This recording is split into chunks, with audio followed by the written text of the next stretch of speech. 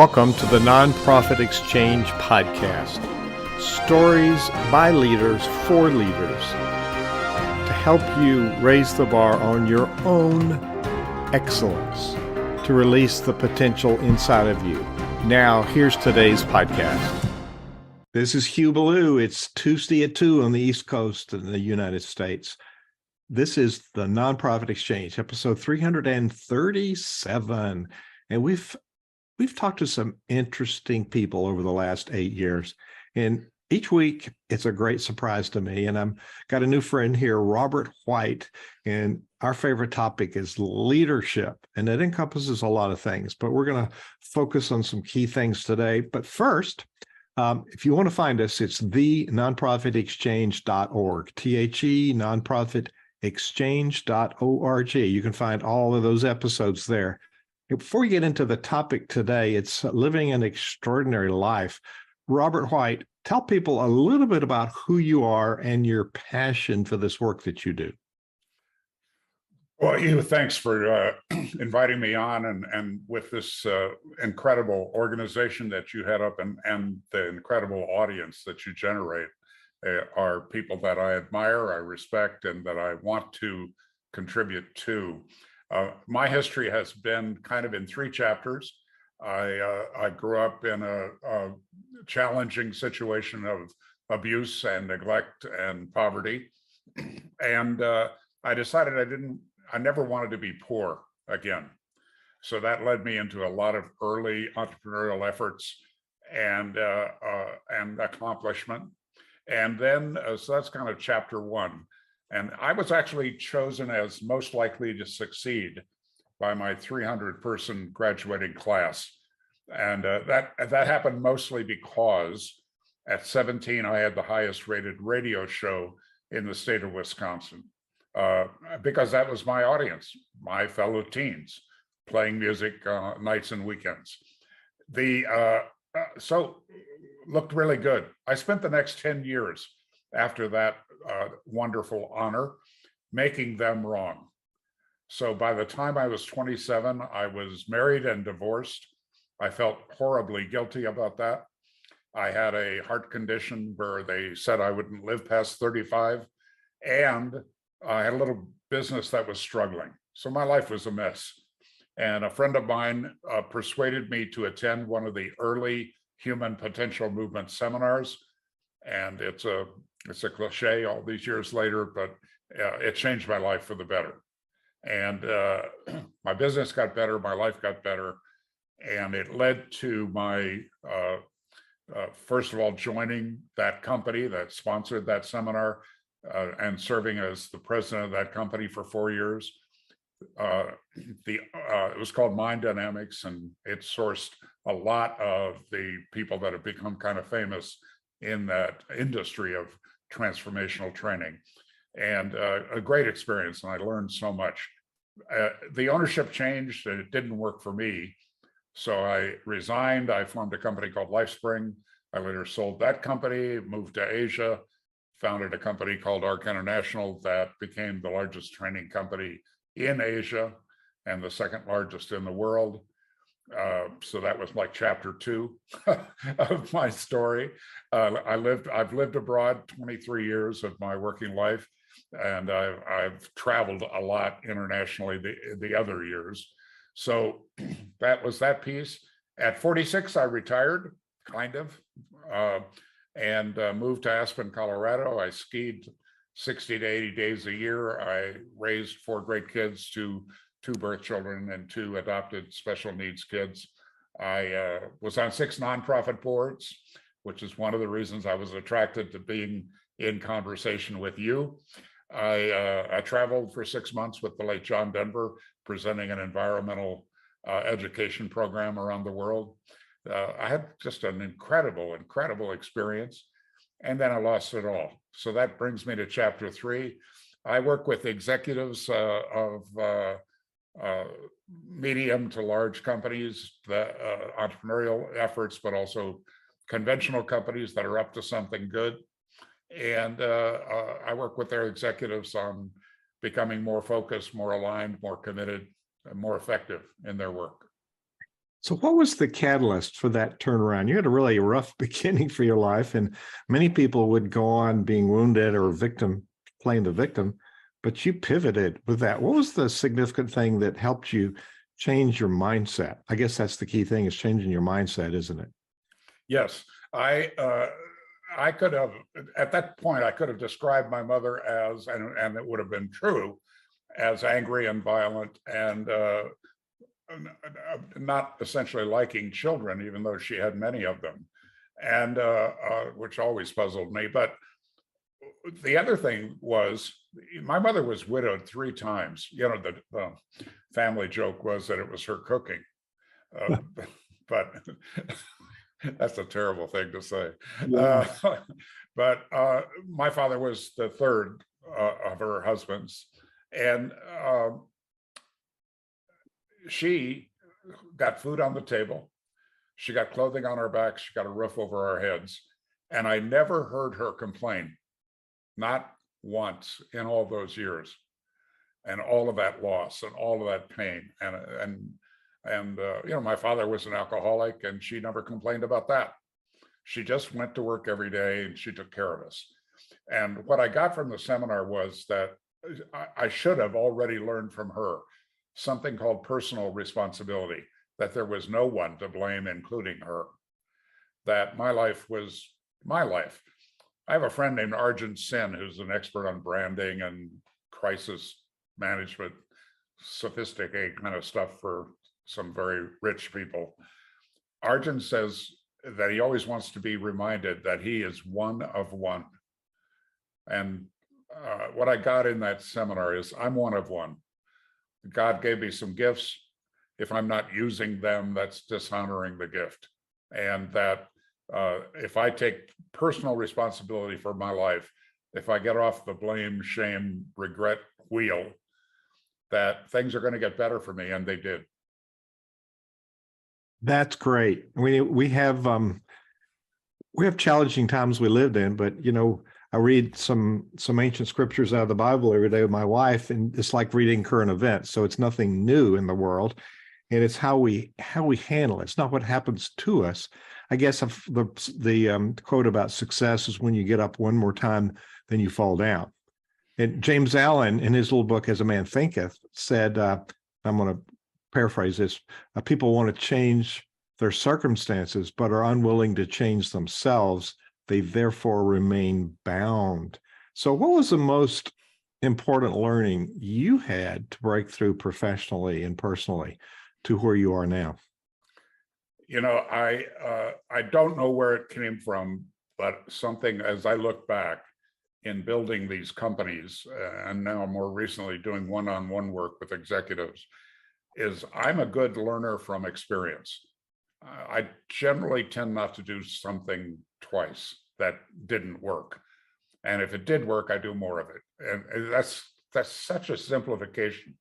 You know, there's a line in my book, which is Living an Extraordinary Life, that gets most commented on by interviewers, and that is, life is simple.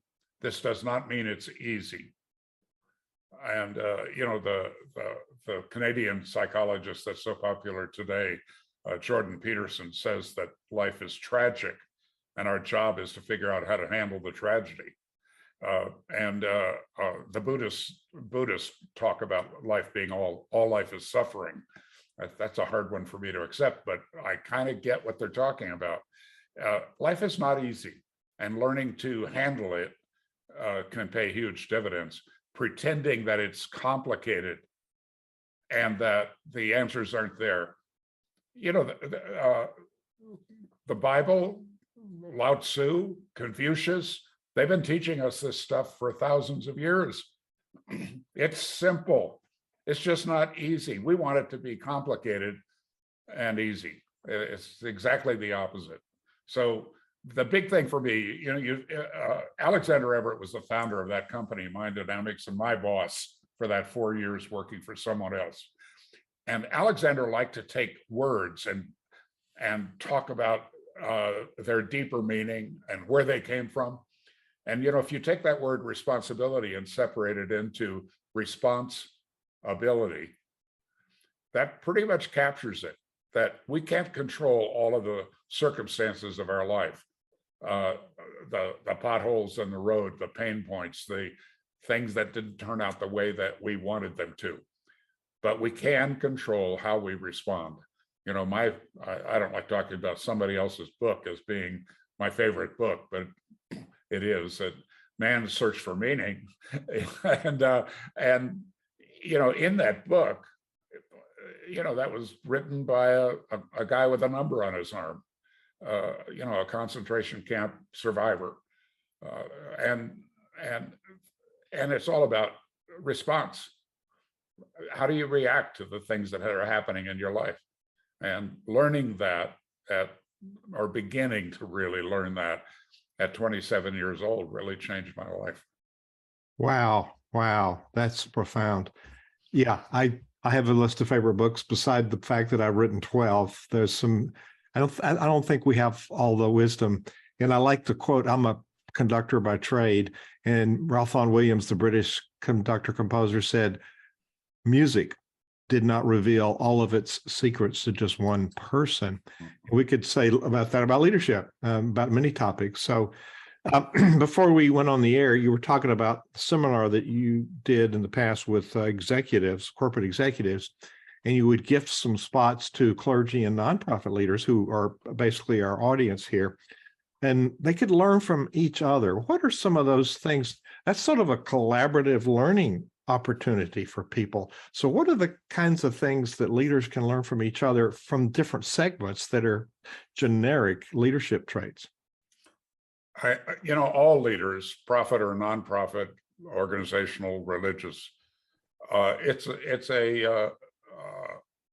a role that generates loneliness. And I'm saying that, you know, you can be alone and not lonely. I understand that distinction.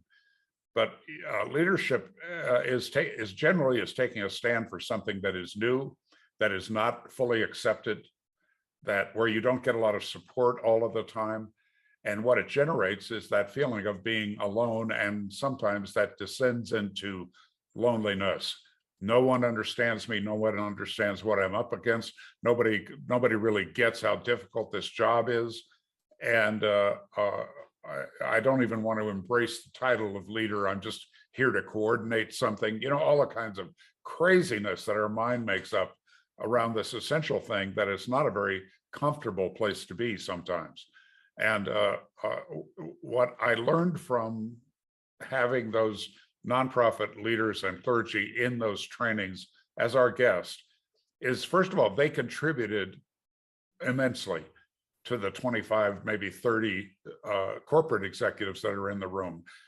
Because the great thing about your audience is that they are passion, purpose led.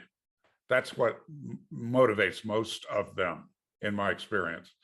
They want to contribute. They want to do something great for the world. They see a problem and they do something about it, and they step into these roles. But that learning went the other way, in that the nonprofit leaders learned from the corporate executives that there is a structure to good leadership, and some skills and a way of being that makes them more effective or less effective, depending on how they apply those skills, that state of being. But I think one of the biggest lessons that I saw is, you know, it's the simplest thing, that you are not alone. Leaders fall into that loneliness thing and think there's nobody they can talk to, and, you know, all of that kind of stuff. But finding out there are other people that share your struggles, other people that share your successes, that share your problems, the issues you come up against, and learning from them and just being with them is incredibly valuable. So one of the things that I did not practice as well as I would have liked in founding and leading these two training companies. I mean, we were successful, 1,300,000 graduates worldwide, and made a lot of money and a lot of, I guess, fame and reputation, acknowledgement, all of those things. But one of the things that I didn't do was associate. I'm kind of a lone wolf. I didn't reach out for help as much as I needed to. And that learning came from failing and finding out that I didn't know everything, and that we are social beings. I needed to be with people like me. I needed to be in a witness to their struggle, and they a witness to mine, and but also to my successes, and to the whole picture of my life. I needed to share it, and I needed to hear other people's point of view. I was pretty good at that, actually, with our client, especially with our clients, especially corporate training clients. But I think dealing with that sense that you're alone, that nobody ever had these problems that you have, I think that's actually central to development as a human being and being more effective in running the organizations that we run. You've just modeled one of the key leadership traits that I advocate for is transparency. Doesn't mean you whine about things, but it means that you're very open. And as a keynote speaker, people introduced me as an expert on leadership. And I used to say, no, I'm a serious student of leadership. I heard Bob Proctor say that at 77. I got a lot more to learn, a lot more to grow. But I do one thing, I do leadership, and I do that really well. But there's always room to grow. But I said one day, Blue, you're 76. You made all the mistakes. So you are an expert, because those are learning opportunities. And you just demonstrated not only openness to learn, but the transparency about it. Now, we're in a kind of an anxious culture, unprecedented challenges. We're recording this in early part of 2023. You might be listening to this years later, but there's ups and downs in this cycle, but we always have some turmoil, and we always have some unprecedented challenges. And you work with leaders that are maybe in some sectors that are more challenging. The frontline leaders include clergy in my mind, not only the police and fire and other rescue workers, but clergy have some dangerous jobs in many different ways. So what are the leaders that you work with in any sector? What do they value about what you bring that they can put into practice to deal with some of these challenges? Well, I think part of it is kind of subjective and feeling oriented. And then a bigger part, the way they can justify paying me, is specific results. On the subjective side, I did a video once at the encouragement of clients to talk about my work, and I sent it out to a few key people that I wanted to get their feedback. They were my clients, they know me well, and they uniformly were not happy about my video. They said, you're using all these buzzwords and you're not really talking about who you are. And so I did a new one, and it's actually on one of my websites now. And in it, I say, I'm not your rent-a-friend. All too often we attract counselors into our lives who tell us what we want to hear. And as you know from my website, my primary value is that I'm an interruption. I'm an interruption to attitudes, habits, and behaviors that aren't working for the individual. I'm not telling them how to act, but I am holding the mirror up to take a look at what's working and not working in your life. And that's my value, is to be a faithful mirror, not a funhouse mirror, not a distortion, and certainly not a rent-a-friend, I agree with everything you say, let's go share a beer guy. I'm not that guy. I become very close to my clients, interestingly. By not being a rent-a-friend, I'm become a deep friend, and one that people can count on. And I think that's somewhat key to what I do, is that I listen carefully, and I have this weird combination of actual business experience. I mean, we had 240 people in 15 training centers around Asia, and 70 full-time experiential trainers, 1,500 clients, corporate clients. So I've run a business. I've succeeded and failed at that, and learned from all of it, hopefully. But on the other side of things, I mean, in the early days, I led all of our programs because that's what you do as an entrepreneur. But pretty soon it got too big for me to do that. And so my work was primarily in selecting and then training trainers and then monitoring their efforts. I've often said that the only unique role of a leader is the creation, the communication, and the maintenance of an aligned purpose, vision, and values for the company or for the organization. And that maintenance piece being the most important. You know, if somebody violates your values, do you look the other way or do you fire them?